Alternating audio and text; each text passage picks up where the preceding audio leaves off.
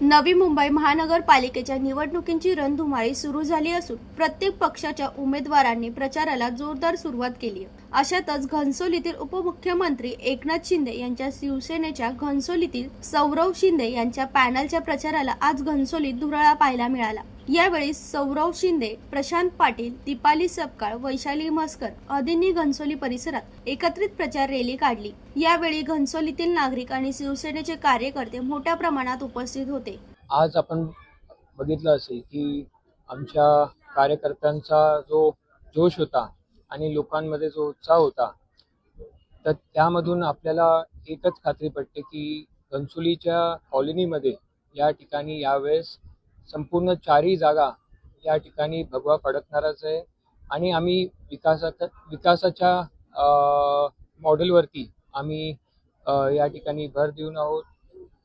अनेक या ठिकाणी म्हणजे आपले शिक्षणाचा प्रश्न असून ते किंवा आरोग्याचा, कारण की आम्हाला आज कुठेतरी जर आपल्या हॉस्पिटलसाठी जर कुठली एमर्जन्सी आली तर आम्हाला कुठेतरी एकतर वाशीला जायला लागतं किंवा ऐरोलीमध्ये, आणि तिकडे देखील त्या ठिकाणी बेड्स त्या ठिकाणी उपलब्ध होत नाही। जो आमचा एक सोशलसाठी जो प्लॉट होता तर तो प्लॉट अलॉट करून घेतला आहे। आणि आमचा हाच प्रयत्न राहील की एकनाथ शिंदे साहेबांच्या माध्यमातून जे आपलं हॉस्पिटल आहे ते लवकरात लवकर व्हावं।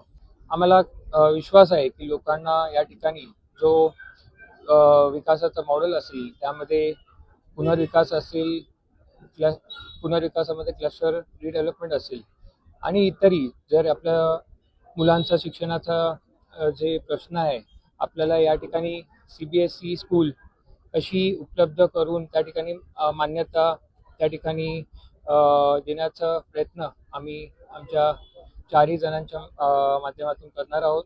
अमोल कांबळे, जनशक्ती, नवी मुंबई।